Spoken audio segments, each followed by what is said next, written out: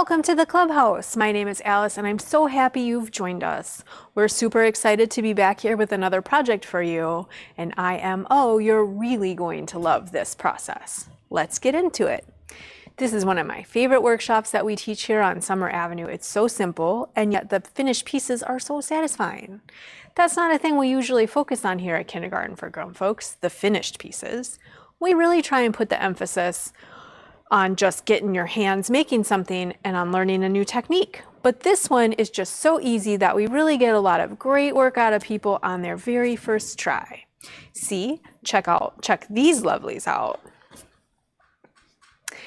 These super cute mug rugs were made by one of our subscribers way up in Wisconsin that also just happens to be my mom. Hi, Mom.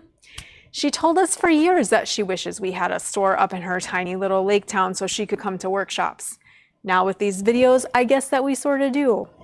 Anyway, as you can see, weaving is a technique that can yield you useful objects for your house or studio like rugs, coasters, trivets, which I guess are just really big coasters. And well, I guess the list could go on and on. But weaving can also yield super fun wall hangings and textile artworks like this one. Let me grab it. Oh, cool. Now friends, in the interest of commerce and also to make things easy for you, we've put together these pretty sweet kits that include everything you need to get started weaving these tiny masterpieces. We made these sturdy looms from our heavyweight cardboard in our wood shop. I also raided my fabulous yarn stash to come up with 2 different colorways to choose from, neutral or rainbow. These are the perfect project for TV watching and are really addicting. Once you get started, you'll want to weave a bunch. And it's never too early, y'all, to get started on those handmade gifts for the holidays. If you already have your own yarn stash, shout out to my fellow fiber nerds, you probably already have everything that you need to make your own loom. So here's your material list, either a drive-by craft kit, which has everything you need, or heavy cardboard, pencil, ruler, X-Acto, cotton yarn for your warp. I really like this stuff here. Yarn for weaving, all sorts, scissors, popsicle stick or skewer, and a big eye needle. Now you can skip step 1 if you have our kit, but if you don't, here's a quick overview on how to make a loom. So you're going to grab some corrugated cardboard. The size of your loom is going to determine how big your weaving is. For our coasters today, we're using a piece that's 5 by 8 inches. Pro tip, you'll want to align the ribs of the corrugation in this direction for added strength. Next, we're going to create the slits for our warp at the top and the bottom of our loom. We're going to draw a straight line about 1/4 inch from the top, here and here, and then we're going to mark 1/4 inch slits, about 1/4 inch apart. Top and bottom will want an odd number, and you'll want them to line up directly opposite each other. Now, if you don't have a ruler, weaving is pretty forgiving, and you can just eyeball those lines.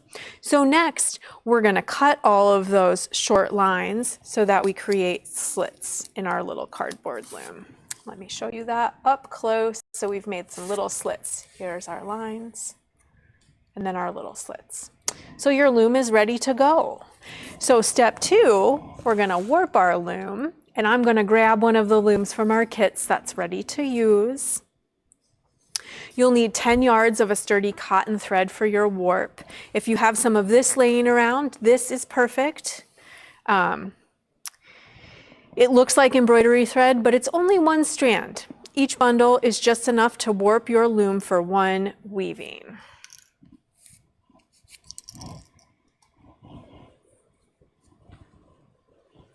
So I warp this loom a little differently. My method allows you to weave higher on the loom if you want, and it also makes the final step of removing your weaving from the loom and tying off those warp threads much easier. So we're gonna start at the top in that first notch, leaving a little tail in the back. I'm gonna pull that thread down to the matching notch at the bottom, and then I'm gonna wrap around the back of the loom and head down into that next notch, making sure you're getting your thread all the way in to those slits. So top, around the front, wrap to the back. So we're just going round and round, like so. All right, I finished warping a loom earlier. Both the tails are on the back, and you can hold them with a little piece of tape if you want. All right, so now we're ready to get into the good stuff. The thread we strung on our loom is called the warp. Now we're gonna choose the colors for our weft that we're gonna weave in and out of the warp. That's a lot of W's. I like to use yarn that's all about the same size when I'm making a mug rug, so the finished coaster will be flat and stable for resting those drinks on. So I have a variety of things here. So let's grab some yarn and thread our needle. I like to use about 5 feet at a time, which I can't show you because we're real up close, but that's when I hold my arms apart, hand to hand is 5 feet.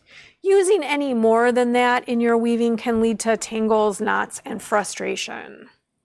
So I've already threaded my big eye needle and I'm all ready to go. If you're using our loom, it came with a little popsicle stick that acts as a heddle.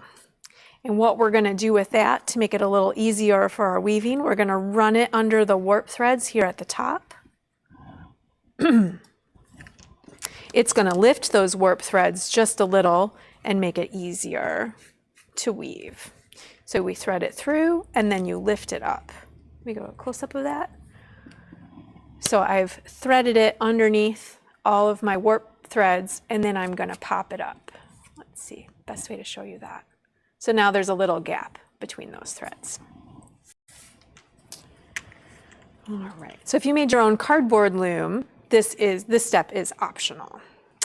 So y'all, weaving is pretty straightforward. There are lots of patterns you can create by alternating your weft, right, our yarn, and your warp in different ways. The first pattern I'm going to show you is called tabby weave, or plain weaving. This pattern is used to start and finish a weaving, and you probably wove this pattern in grade school.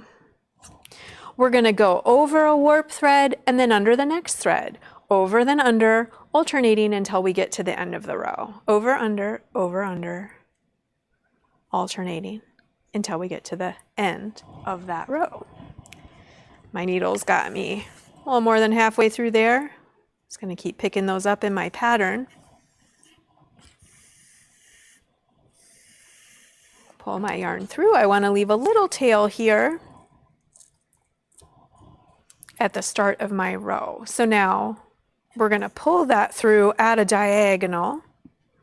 I put my finger on the start of the row, pull that weft yarn down, and now it's made a hump. Using my fingers, I'm gonna push it down in the center first, and then I'm just gonna comb the rest in place. This method of pulling your weft through at a diagonal will help make your coaster square. It's very easy to pull this weft yarn too tight as you work, and you won't see that distortion until you remove your coaster from the loom. So now I'm gonna just weave a little bit more. I'm gonna do the opposite. So my last thread here, I went over, now I'm gonna go under. And I'm just alternating those. Over, under, over, under, over, under. Working in my pattern till I get to the end. Now again, I'm gonna place my finger on the start of that yarn as I pull it through on a diagonal. Now I'm going to pull that thread down so it makes a hump, push it into the center, and then both sides. We're just going to do a couple more of those. Again, when you start, you just want to make sure that you're doing the opposite of what you did the row before.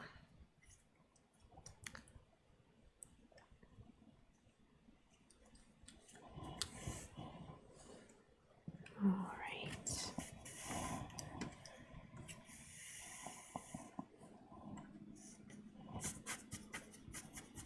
I'm going to do one more for you.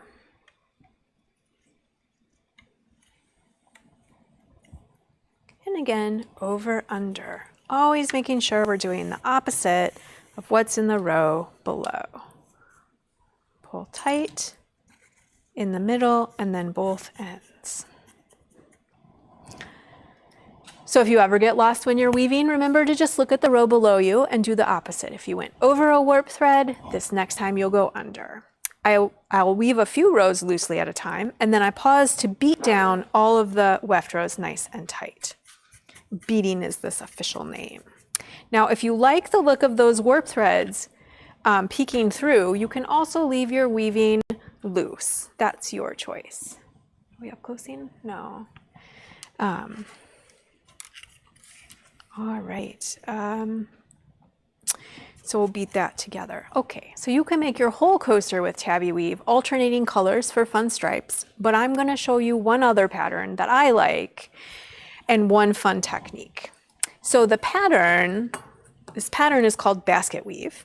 It uses a doubled up weft yarn, and we're going to go over 2 warp threads and then under 2 warp threads. So it will fill your loom much quicker than the basic Tabby weave did. So we're going to weave, we're going to thread our needle.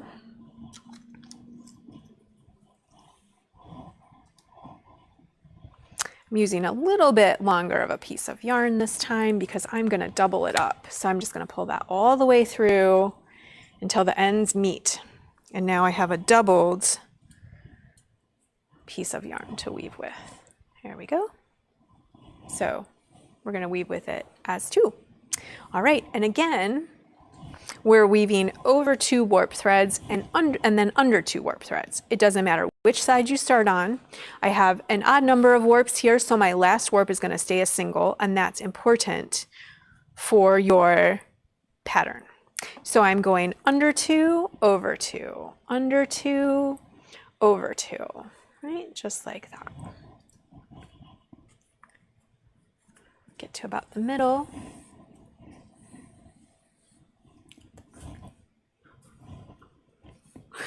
I'm going to pull that through. I'm going to keep grabbing those. So I went under 2. I'm going to go over, under, over, under. And then I'm going to pull that all the way through, leaving myself a little tail. And again, you do want to do that diagonal. So I'm going to loosen that up and then tuck it down. Now we're going to come back the other way. And this one on the end, that's a single. I want to stay a single for this pattern. Again, under, over, under, over, under, over, and that's 2 at a time.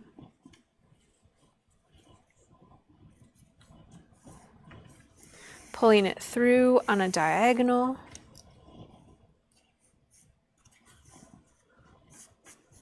And then tucking it close.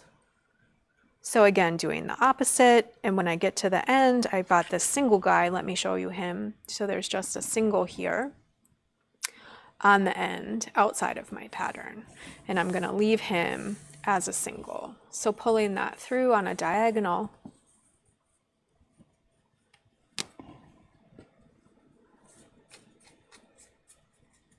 and tucking it close. Can you see how cute that little basket pattern is? Let me flip it around so it's closer to the camera. See, it's really starting to look like a little basket there. Super cute. All right, so you can beat this tightly or leave it loose. Again, it's your choice. And once you get a few rows of that done, you'll really see that basket pattern emerging. So that's basket weave. The other thing I like to do is to create really simple geometric shapes in my weaving. And to do this, we're going to use a technique called a dovetail join. This just means that where our 2 colors are going to meet, where our 2 weft yarns meet, they're going to share a warp thread. So for instance, here and here. And what that does, it'll help us not have big holes between our shapes. So I like to weave the center first. That's just my preference.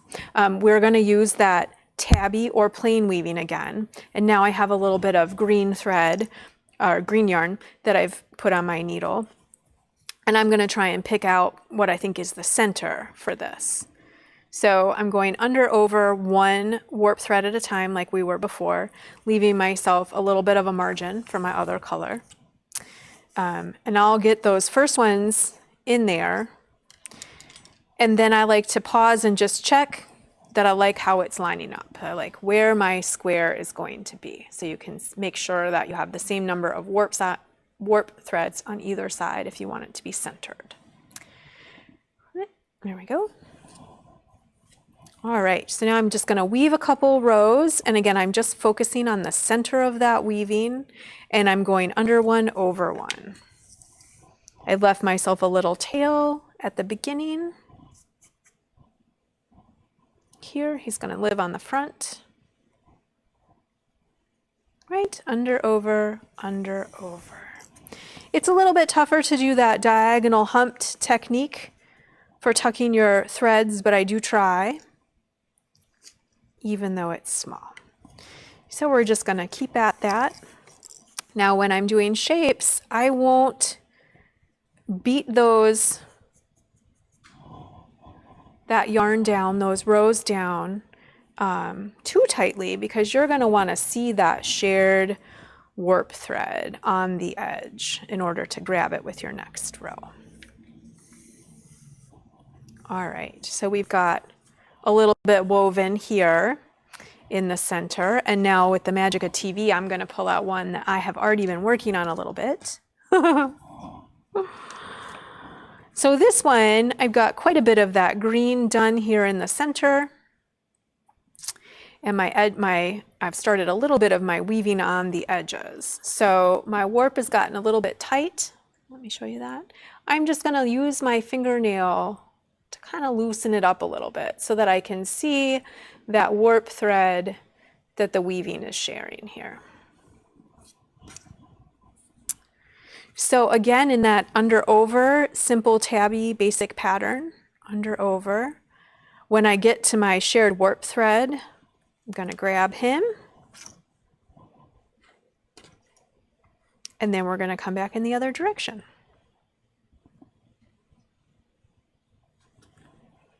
So I'm going to do that up close for the camera for you. Let me get him. So I'm going in my regular weaving pattern here, and now I'm at that shared warp thread, and I'm right underneath that between the green rows. I'm going to pull that through, and then I'm going to come right back over it and continue in my under over pattern. It's kind of fun how many different shapes you can make this way.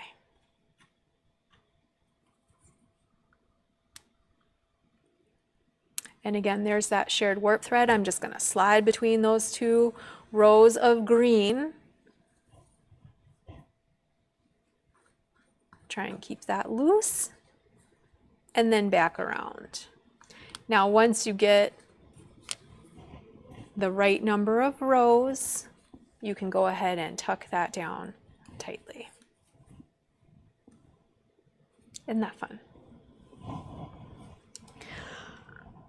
All right.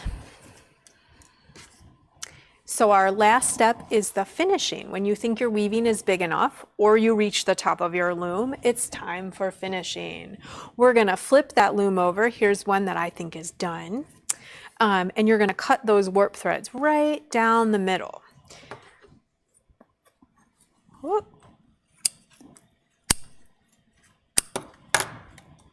This is not really in the middle, but it'll be all right.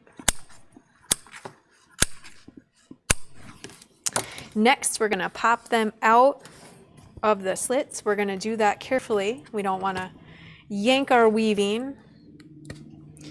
This step secures everything. So once you get everything apart, we're going to tie those two warp threads into an overhand knot. So I have one here that I pulled off earlier. And here are my loose warp threads. Got my warp threads are just hanging there. So we're going to do an overhand knot. It's making a little loop, tucking the ends through that loop, and then just pulling it snug to secure your weaving. This way it won't roll around on you. So now you can see those little knots. Now you can trim these if you'd like and leave them as coasters or fringe. Fringe is fun. But if you don't want tassels or fringe, your very last step for finishing up is to flip over to the back and to grab your needle And we're going to use that to tuck our ends in.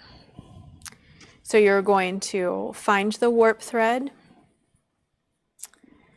and I'm going to trace that down the side of my weaving. I'm going to grab with my needle. 3 or 4 rows is plenty. And now I'm going to tuck this end, these warp thread ends, right into that needle, pull it through, and then I'm going to give that a little snip. So as you can see here, that's going to mostly hide your ends and give you a nice tidy edge on the front of your coaster. You'll also have a bunch here on the side, your weft threads, like this guy that I haven't done yet. So you're going to want to tuck all of those in as well. And these you can run your needle along the side, slipping along that edge warp thread. So I'm going to slide into a couple here with my needle. Just grabbing 3 or 4 loops is plenty. This is a really short end. He's tough. So now I'm going to thread that through my needle and then just pull that through those ends. And then you're going to snip that close. Do that to all of them and you'll have a nice, tidy, squared up coaster. Cute, right? I made this with the rainbow kit. So fun. All right. Now your coaster is super tidy. Such fun. Well, thank you so much for joining us. This is Alice signing off from our Southern Avenue Clubhouse. See you soon.